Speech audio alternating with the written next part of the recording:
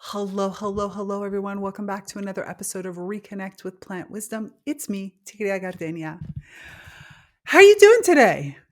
It has been a very odd, it's morning time for me. It's been a very odd morning. I have very weird lighting, but that's what happens this time of year. Luckily, I had a delightful conversation with Becca Williams, and I'm very, very excited to share this with you. We went through so many aspects of emotions and what it means to be kind of resilient and cannabis and oh my goodness, there's just so many different pieces. So I'm excited to be able to share this with you, to bring it to you, because I feel like I have a difficult time sometimes trying to find the right what's the right word. Look, this podcast is all about relationships with plants and how it is that those relationships with plants informs the way that we live our lives. That's the part that I'm most interested in. And so I'm always looking to, and hopefully for you it's working, that I to get into that relationship that a specific person has with any given plant, or with plants as a whole, or with nature, or even with other beings of nature. I mean, we've talked about rivers, we've talked about fire, we've had all these things. It's about how that connection with the natural world and the realization that you are nature really changes the way that you aspect. And this part here gets into something that we feel is totally human. And yet I'm not so convinced that it is totally human.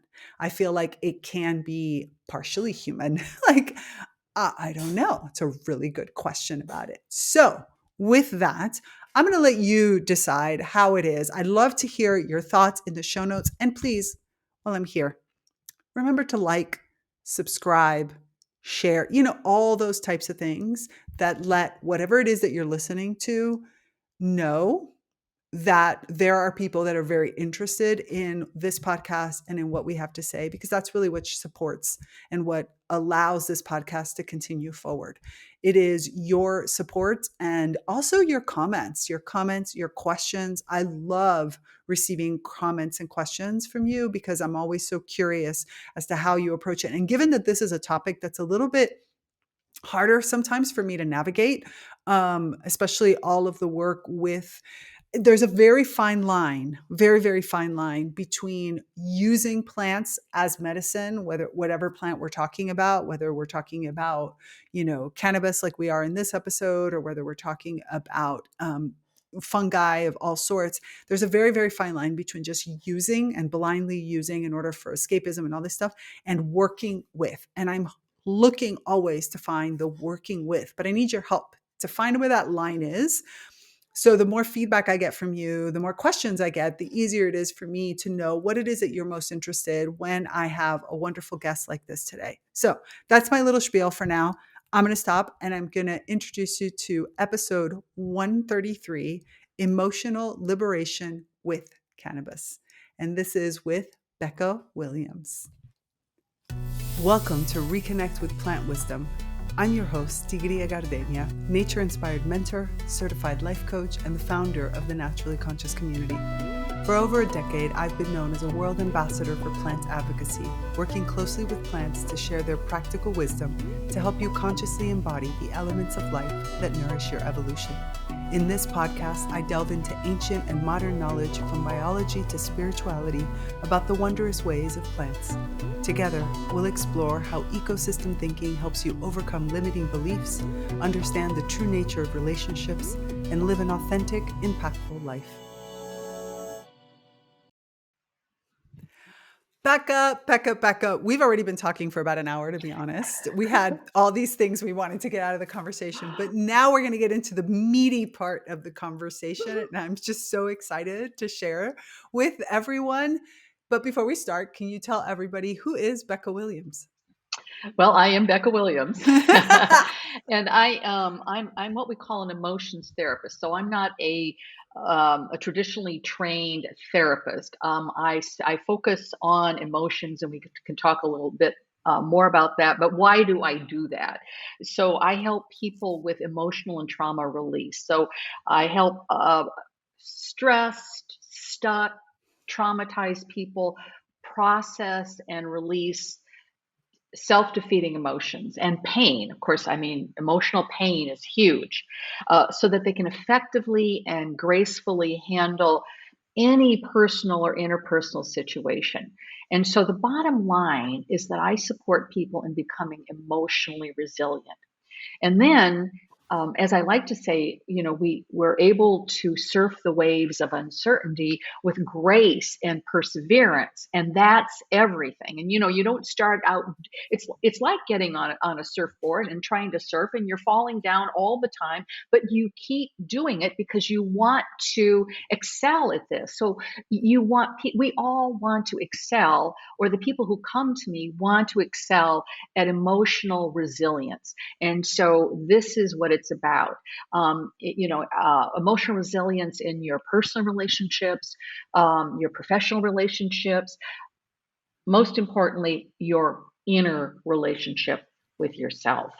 And just to throw it in the pot also, um, it, it it helps preparing individuals. It helps individuals cultivate the inner clarity and psychological flexibility necessary to engage with psychedelic experiences in a meaningful, intentional way. So if someone comes to me and says, "I'm planning on doing a psychedelic macro psychedelic journey," in a couple of months, 3 months, whatever. So then we actually go about equipping that person, strengthening their nervous system, letting them understand what they're feeling and why they're feeling it. And this is a practice, right? And then to be able to have all of that and move in to the journey, in which a journey is where you let the plant. I work with psilocybin, magic mushrooms, and also cannabis. But in whatever people do, whether it's acid or MDMA or ayahuasca or whatever, they let the plant have, or the substance have their way with them. So people usually lay down, they have a covering over their eyes, and they move through this. And in working through the work I offer them and the support called emotional liberation, they have things coming up, and they know, yeah, the plant is having the substance is having their way with them, but um, they know that their fear doesn't need to be there. Fear, anxiety does not need to be there. They'll go, "Oh, look what's coming up. It's that anxiety that I experienced earlier in this training." And so, what I believe, if we're just on this piece for the moment, is that nobody has to have a bad trip. The line is, historically, there's no such thing as a bad trip, that they're all productive. But intimating that, yeah, you might have a really shitty, horrific trip, but it's good. It's good. And I'm saying to people, you don't need that. You don't need to face that or hand wring about that possibility. So There are there it so is. many things in there that I want to unpack. I'm going to go back to the beginning and then hopefully we'll work our way through because I love this. There's so many pieces that I want to get into, especially because the episode right before this, I actually did an entire episode about grass. Grass, in this case, intending as your traditional prairie grasses and crab grasses and grasses that grow in that way, and it was all about resilience, right? Like grass as a mentor and a model to help you understand being trampled on and stepped on, and how it is that that can become something really amazing. But so this concept of resilience, I feel like, is really important. And but as you just said, sometimes there are things that to become resilient, you need to get in touch with certain aspects of yourself and learn how to work with those, release those, as you said, kind of take them from outside of yourself, place them so that you can look at them and understand them. I'm curious, in the work that you do, as you said, as that preparation for whatever it is that you might experience, where do you see, let me try to figure out the right way to word this. How do you see like this emotional container, I guess maybe let me ask it this way, an easy way. How do you define resilience? Oh, well, I believe being resilient is being able to surf the waves of uncertainty with grace and perseverance. And what does that mean? Anything that comes up. If there is something, we're going along and something comes up out of left field, somebody says something or somebody does something, or you have this errant thought, and then you are triggered and you are off to the races. Right. And that may go down a path of fear and anxiety, depression, anger, sadness, feeling needy, a lot of shame, self doubt, guilt. So, what we do in this work is when that thing comes up out of left field, instead of reacting, we respond. And we respond saying, what is that? I feel something coming up because that somebody said something or did something, or I had this thought, and why was that? And then we actually pull that thread, or I teach people to pull that thread and go, oh, that's coming up because I still wrestle with this, Tigrilla, oftentimes, where I perceive people disapproving of me or rejecting me.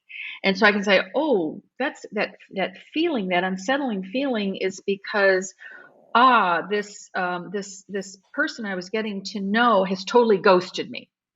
And so I have a history of rejection in my life and in my childhood.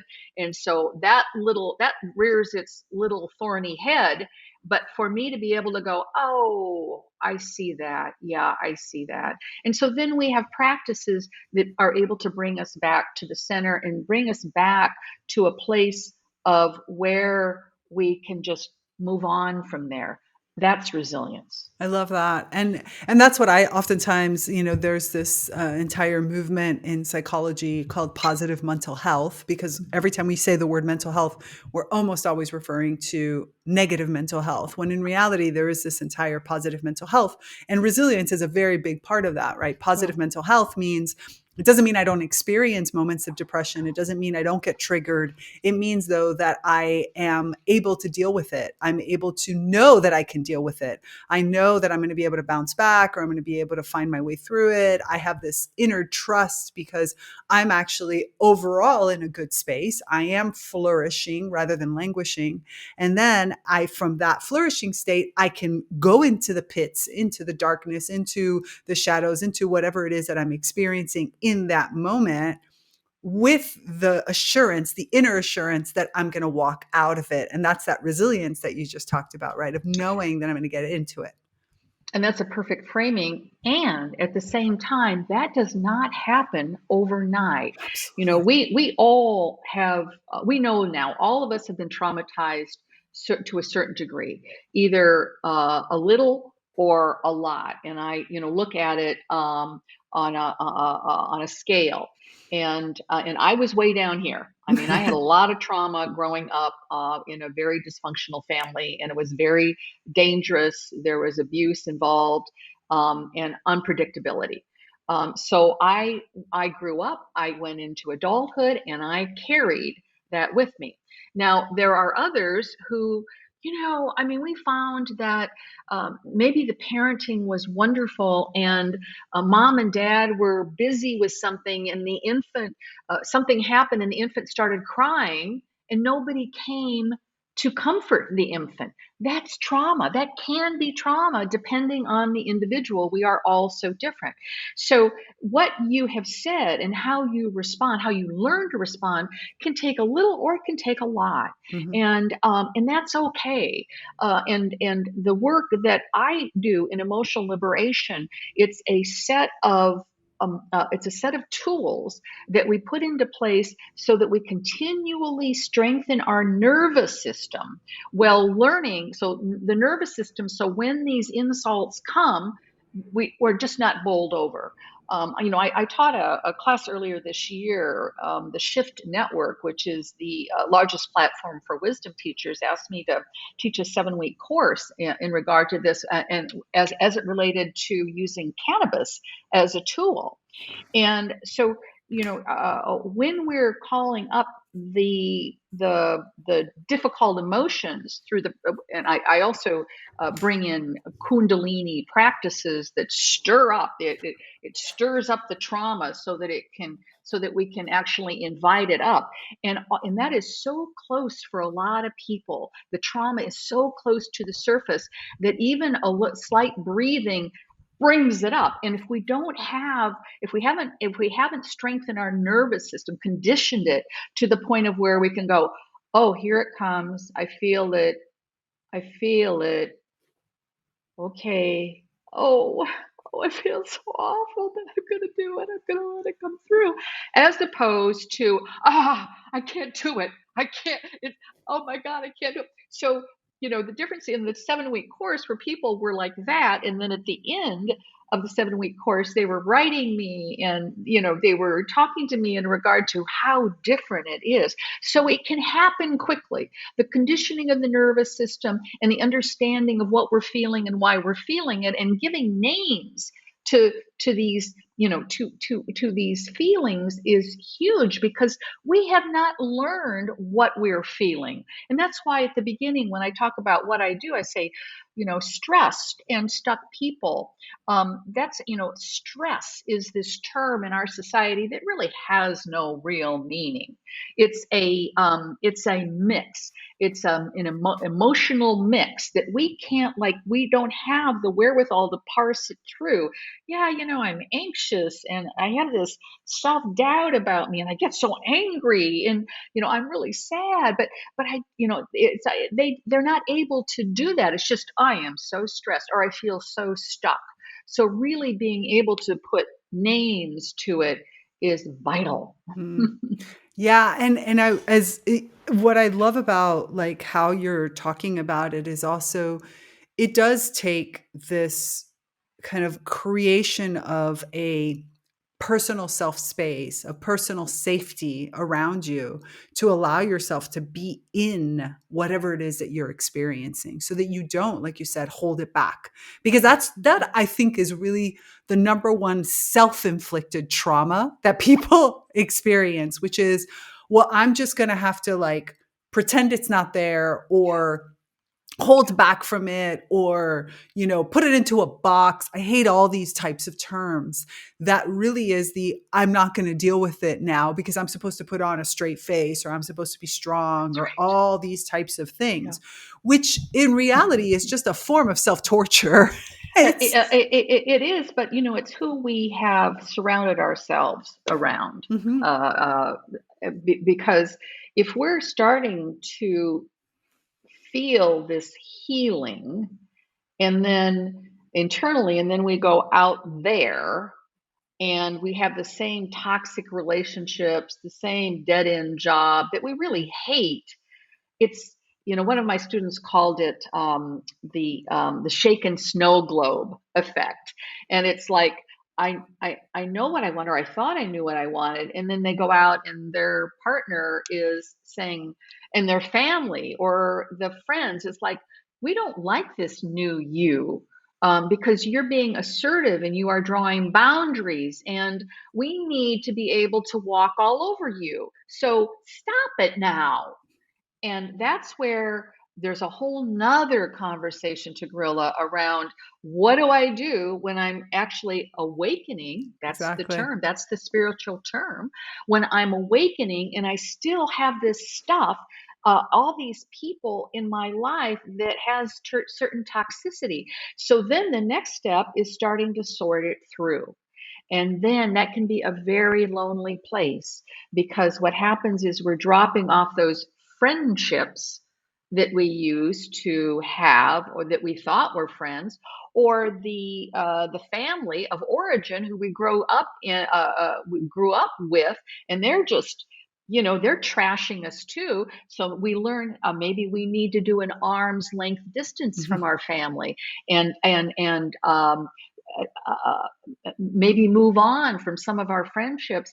And while we're making that transition, it can be a very lonely, disconcerting place. So, hence the shaken snow globe. Yeah. And that's really part of walking through what we call the dark night of the soul. Yeah, and this is where I love working with people to hold that space and to help them rebuild, to Mhm. help them really rethink of, okay, who am I today and what are the relationships of all sorts that are going to support me on this part of the journey, that are going to be enriching for me, that are actually even going to challenge me at times. Nobody says that everything has to be perfect. And how do I create the necessary relationships, such as sometimes with family and such, in a way, can I build them in a way that is still enriching or at least safe for me? Or, as you said, do I have to make the hard decision to walk away from some of those relationships? And as a person who's had to walk away from some family relationships, of course it's hard. It's really hard. And that's why you shouldn't do this alone. It can feel very, very lonely, but you don't have to be alone. There are people like me who want to be there to hold your hand, Right. to hold that space,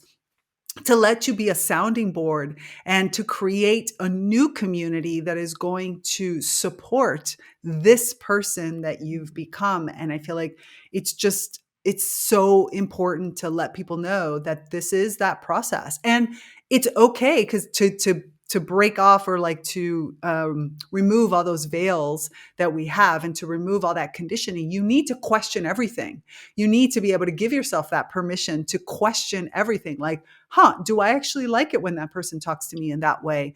Is that something that I, need to correct, or is it something that I need to adapt to, or is it something that I can just accept as it is? Like, what is it that this I'm supposed to do with it? And the healthier you get, the more confident you get in your own emotions and in feeling all of the feelings, the easier that process is. But it still requires you to give yourself that time and that space to like go through, because society tells us all kinds of things like don't let yourself be treated this way, don't let this person talk to you in this way.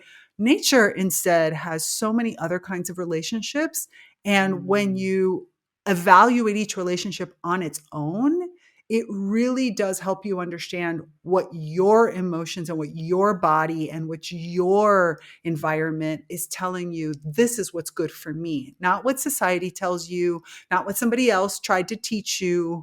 I hate to say this, but mom and dad weren't always so great about teaching you right from wrong. They might have taught you what's right for wrong for them, but what they should have been teaching you, what hopefully they did teach you, is how do you find what's right or wrong for you? How do you discover that piece of it? Yeah, I'm and in my work, one of the emotions that we work with is really not thought of as an emotion for most people, and that is desire. And mm, desire is the mother of all emotions because we need to start out with wanting something. And like, gee, I need to write, so I'm going to pick up this pen. I have a desire to write, so I'm going to pick up this pen. Or I have a desire for a healthy, respectful, loving relationship. It's not as easy as picking up a pen. How do I go about it? right. And so as you have pointed out, the parents will say, well, this is what we want. This is what we want, so that you need to toe the line for us.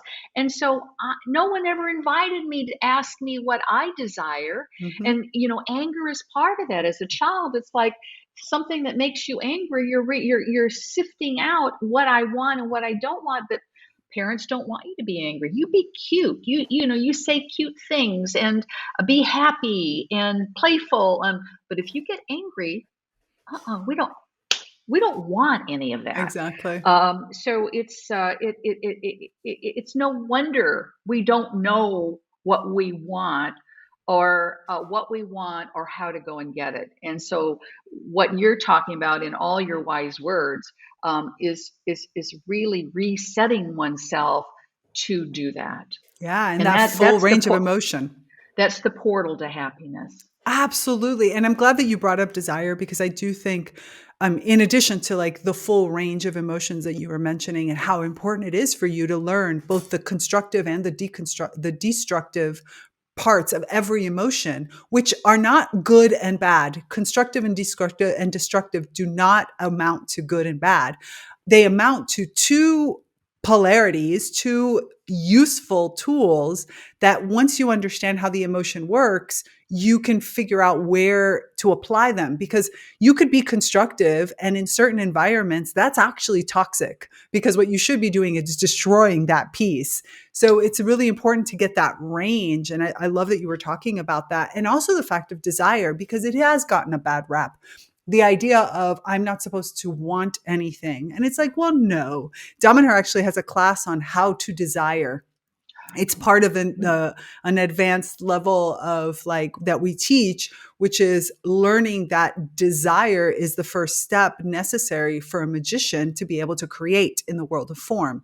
You have to, as you said, you have to want it, you have to desire it so that you bring it into form.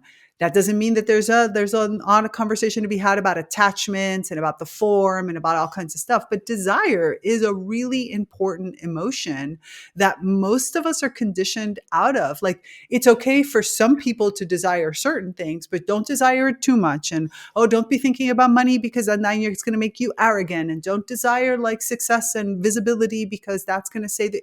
Please, please. It's like, no, it's not helpful.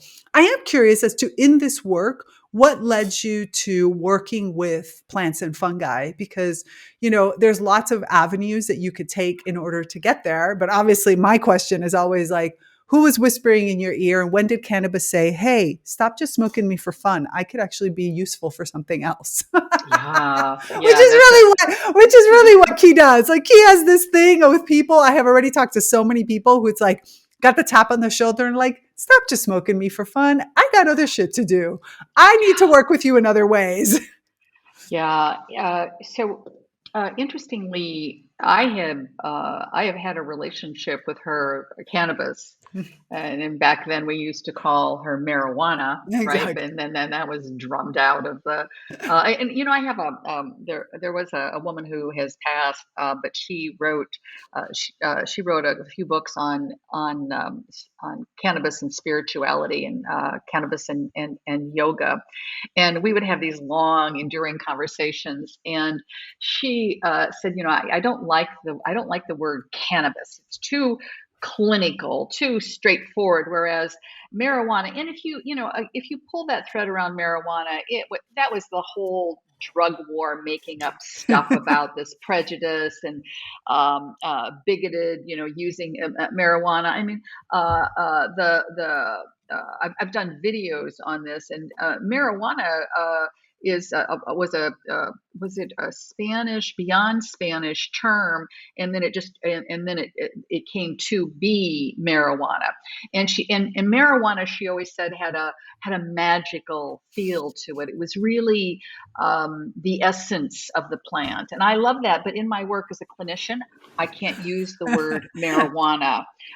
So just know that when I say cannabis, I wish that I could be talking about marijuana. And also, and you probably have some real feelings about the word weed, as far as all plants. It's like, that plant is a weed. Okay, you're not. You're acceptable. Yep, another weed. And so of course the reference to cannabis oftentimes is weed, and it's like, no, he's not a weed, So I try to stay away from that. But I had studied with Mayor Kalsa for 4 years around emotional liberation and became a facilitator. And prior to that, in studying with him, and the first year-long program I had with him on emotional liberation, I was with a cohort of 11 other people. It was 12 of us all together. And I found that my work with this process was accelerated when I applied the thoughtful use of cannabis to it. Not very much. It was very important to have just a low level, because if you get stoned or too high, you lose the benefits of it. So I had told Mayor that I did this, and he said, "Well, you do what you You, want," you. because I felt it was important that I put it out there. He said, Yeah. "But I don't do that." So from this experience, I realized in being with the others in this online course, that my process seemed to be accelerated with the plant medicine.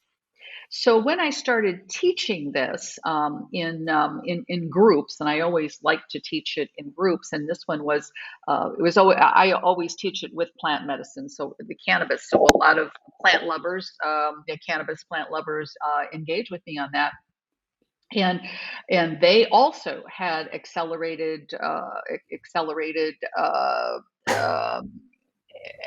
what do I want to say?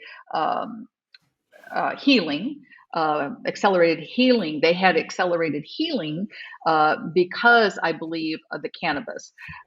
So then we know that trauma from research resides in the body. It resides in the nervous system. It resides in the tissues of the body.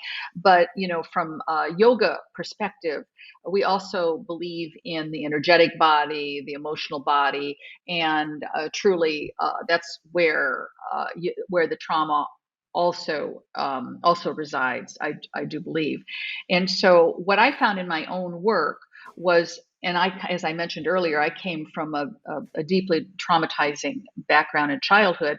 I had a lot of deep trauma, and it wasn't coming up. I hit a plateau, I felt, and so I started microdosing with psilocybin, magic mushroom. So microdosing, small amounts that don't put you. You don't feel like you're under the influence of anything. Things are brighter, and you might be more open, but it's not like, oh, I'm actively hallucinating or under the influence.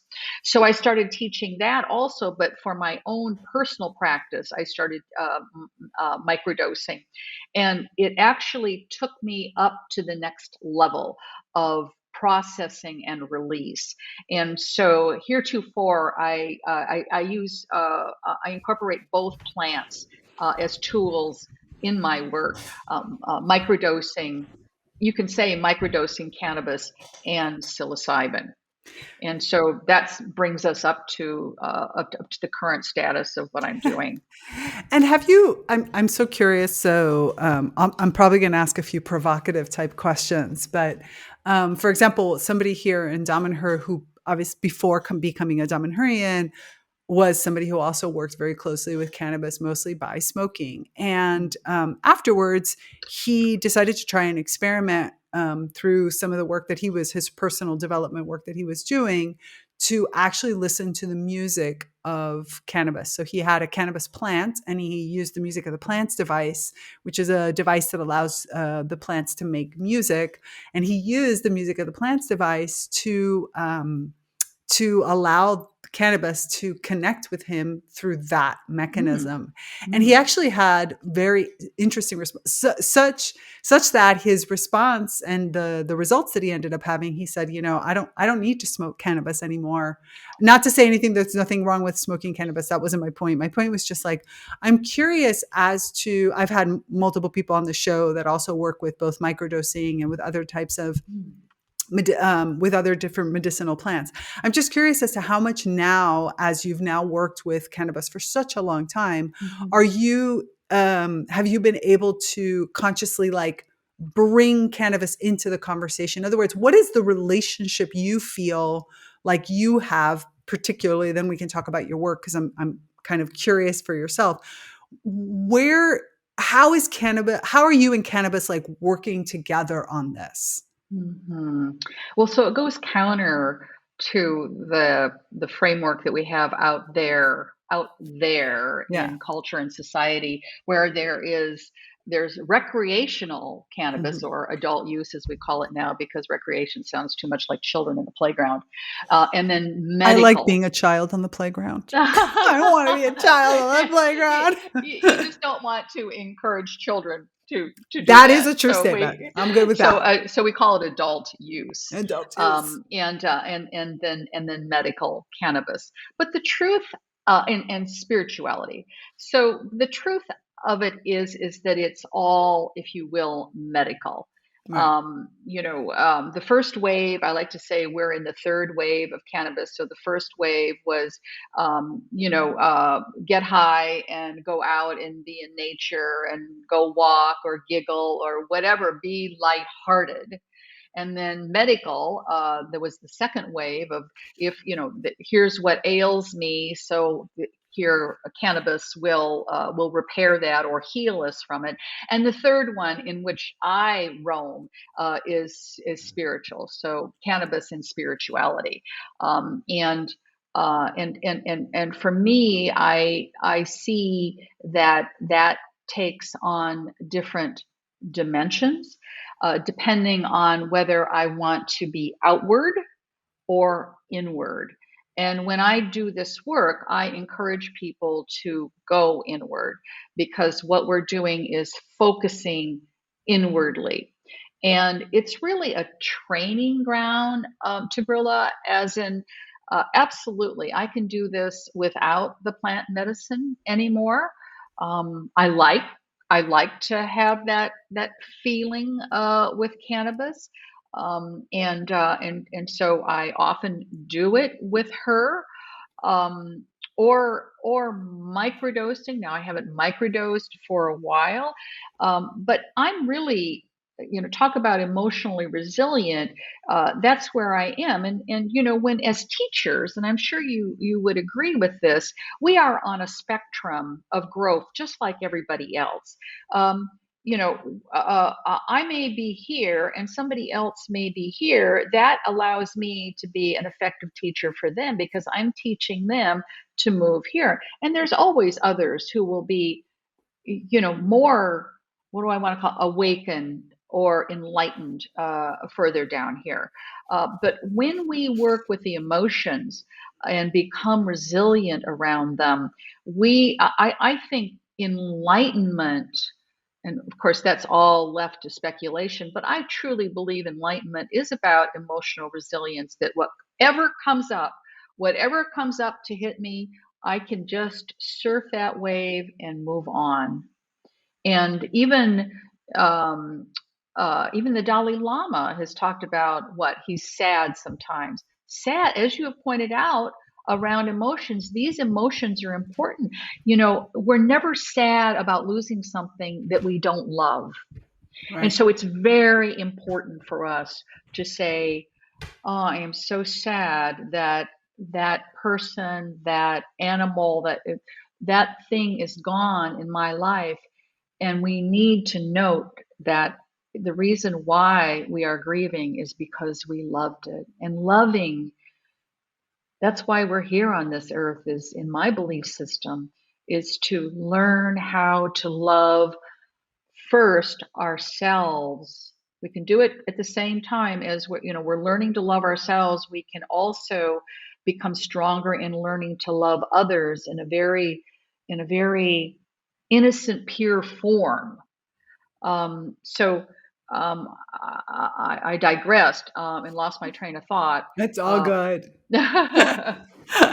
I think I do. There's so many elements here. I mean, I definitely agree with everything that you've said in that perspective. I mean, each one of us needs to find our path. And I find when I interviewed Sarah Russo, who wrote a graphic novel called Herbs of the Apocalypse. And she works very closely with cannabis on this book, and also cannabis. because of her father, Dr. Russo. I forget his first name, but I interviewed him. Yeah. And so we were talking very much about, like, this relationship and how some of these types of plants, she worked very closely with poppy also, and with coca, as on that land, more of a spiritual connection, where for cannabis, it was more of a direct relationship. And she was talking about how, these three plants that have been ostracized by society in so many ways, like, who have so many benefits, so many ways that they want to work with humanity, and yet are still such powerful plants, are plants that have such a here, let me say it this way. I'm gonna jump on a limb here, but I'm gonna say something that I think I hadn't put together in this quite this way.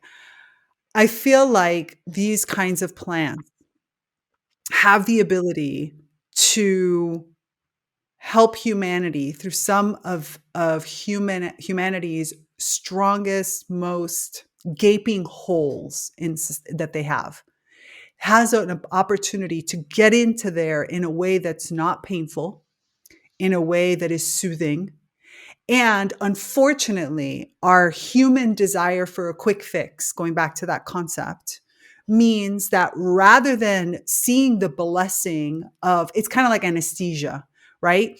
I can be operated on because I take an anesthetic of some sort, right? I am able to get the benefits of what is being done to me in a surgical setting, for example, the opening, the changing of a heart, the whatever it is that might be done in that surgical setting, because I have this, anesthetic that runs through my body that allows me to numb the pain enough for the work to be done. Mhm. I think that's what you're tapping into there.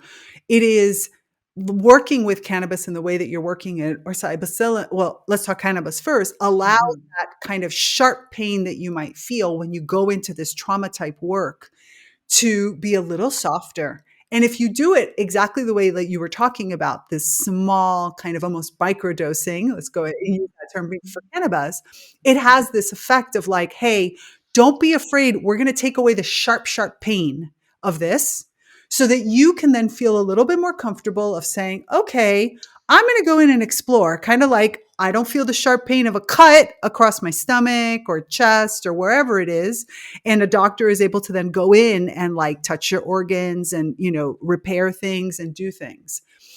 So I feel like if we allow these plants to do that, we have this incredible benefit afterwards. Plus, many of these plants have been with us and have all these different things that they want to show us in this process.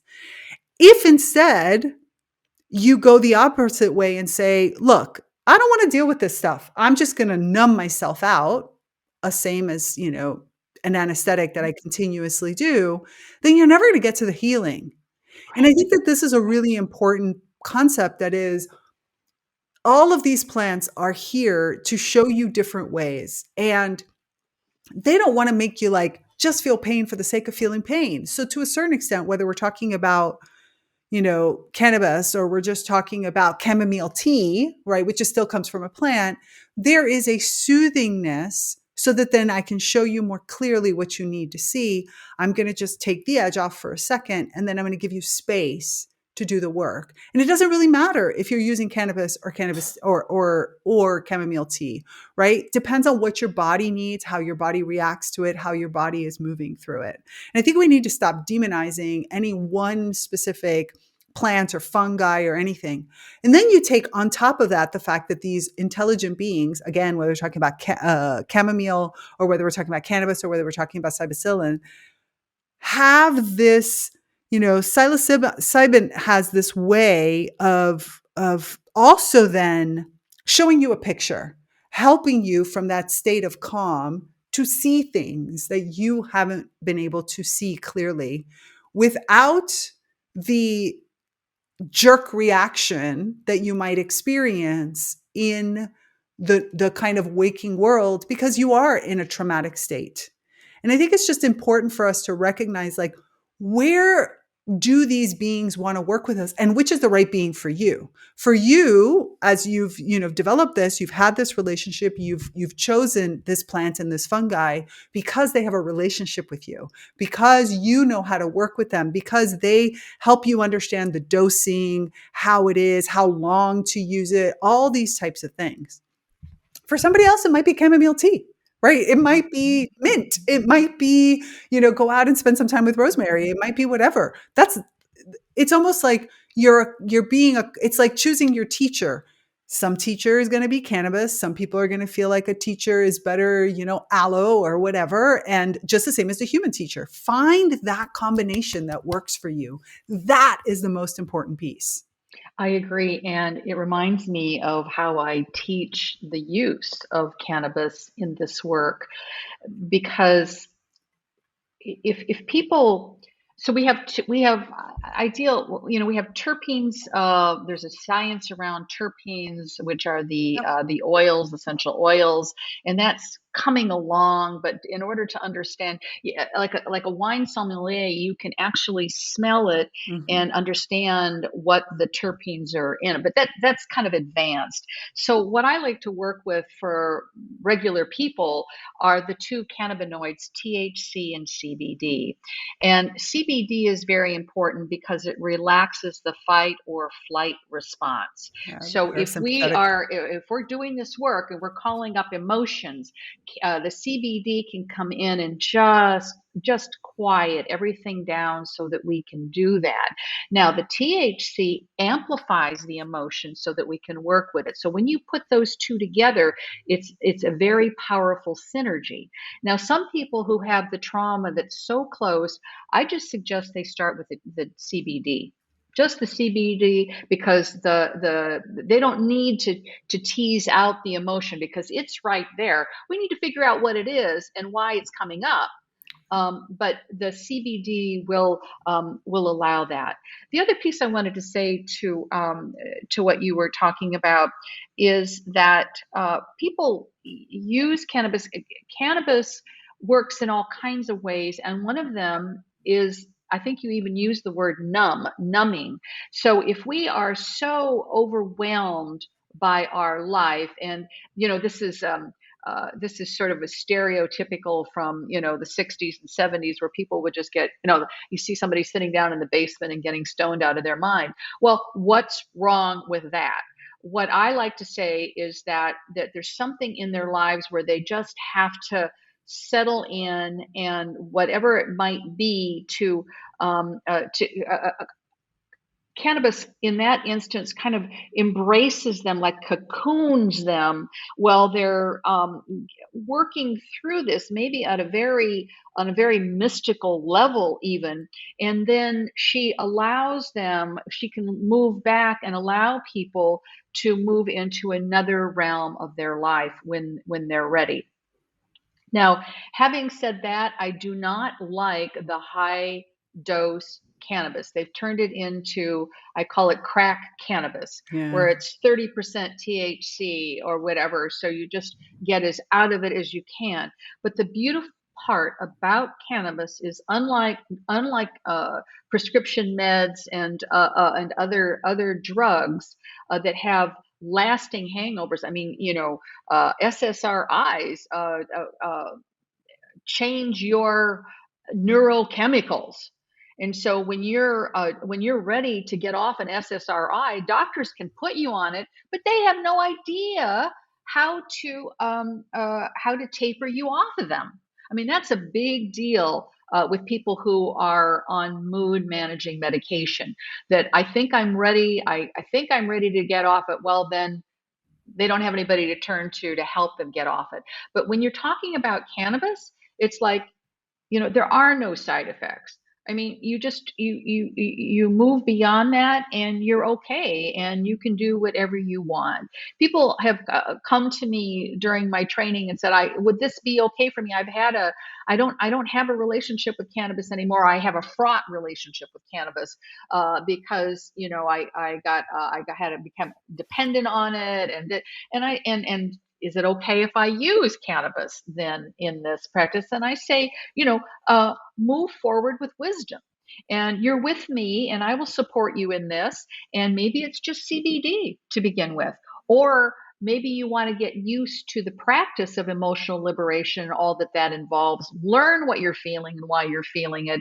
Do the practices so that we can start doing this, and then start bringing in some cannabis. I always highly recommend doing the work once or twice before you ever bring in any kind of plant medicine. And because you need a base, you need a base from which to go, oh, it was like this when I tried it, and then when I added the cannabis, oh, it was like this, or whatever. Yeah, and I think that that's those really wise words, especially because it's a relationship. It's a relationship. You're bringing another Yes. teacher into this, and I think that is the difference between. You had said it earlier when we were just talking. We were before we started recording, and we were talking about the difference between running away from something versus running towards something. And that's something that I think about a lot. Like, are you running away versus running toward? And if you're using any kind of plant as a running away, it literally is just as a using. If instead you're running towards, then the relationship can develop and you can start to hear the actual message of the plant within this work. So at this point, you're working not with one teacher, not one human teacher, you're working with one human teacher and one plant teacher or one fungi teacher. And it really brings that ulterior voice, that otherness, which also is really great because when we think about emotions in particular and the kind of work that you're doing, as humans, we have, again, all these set definitions. You had talked about it earlier. Anger is bad. As a child, don't express your anger and only cry in certain situations. That's bad to do in other situations. That's a sign that something is wrong with you if you get too, overcome by sadness or blah, blah, all these bullshit pieces that drive me crazy sometimes.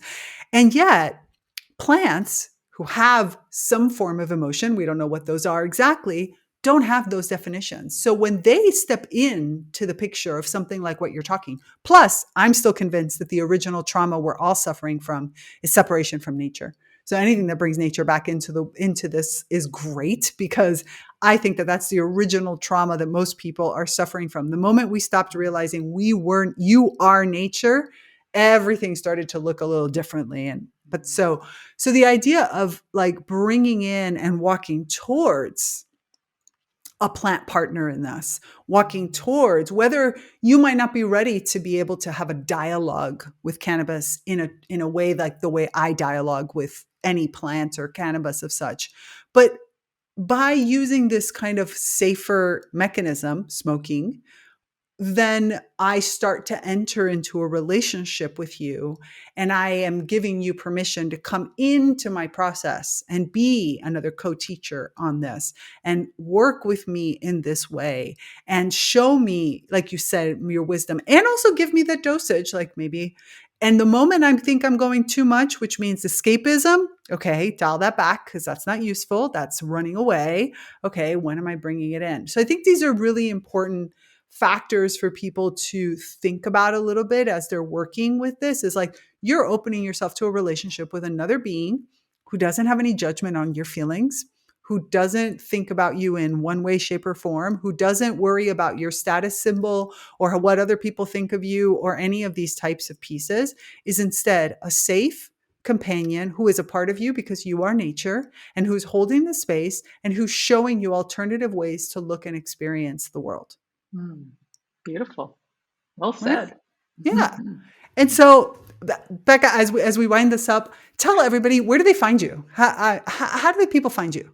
Sure. Well, speaking of plants, I have been bloody and bruised over the years of using social media, because even though my work is around education and the plants, any word about cannabis to begin with,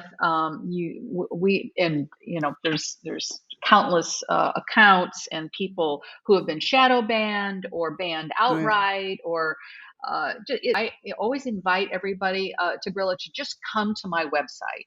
And it's so easy. It's myname.org, BeccaWilliams.org.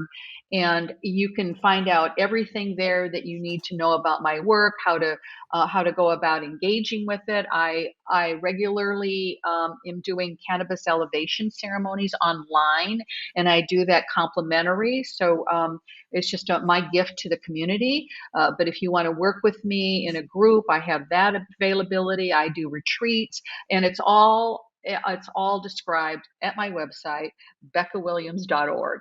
Perfect. And I will make sure that, of course, I include that in the show notes so that people can find you and can reach out to you and get your works. Becca, this has been a delightful conversation. I am so grateful for everything that you've shared and the work that you're doing. And I'm excited to hear as it develops. Plus, I hear that you might be coming to visit Dom and her. Yeah, I'm thinking about that. Yeah, I That would like be that. And wonderful. of course, there's always Being Festival too. And So there's Being Festival. I love it. I love it. It's perfect. And for everybody who's listening, please go to the show notes, check out Becca's work. And And of course, if you want to talk more about this, or if maybe you're on the other side of this trauma work that you've done and you're looking to start to integrate all the principles and all of what you've learned about yourself into your daily life as you rebuild these connections and these ecosystems, please feel free to reach out to me. And you can find me, as always, you know me, I'm all over the place. Just look for my name. And also the Naturally Conscious community, which is the place where we continue to have these types of conversations and hold this space in community. And so for that, we did it. We finished another episode. But always remember, resist the urge to hold back your emerging green brilliance. Bye, everyone. Thanks for tuning in to this episode of ReConnect with Plant Wisdom. To continue these conversations, join us in the Naturally Conscious community, your premier online ecosystem for plant reawakening and accelerated evolution and co-creation with other kin. Here, you'll find expansive discussions, interactive courses, live events, and supportive group programs like the Plant Wisdom Book Club and the Sprouts Writing and Creativity Group. Connect with like-minded individuals collaborating with plants to integrate these insights into life.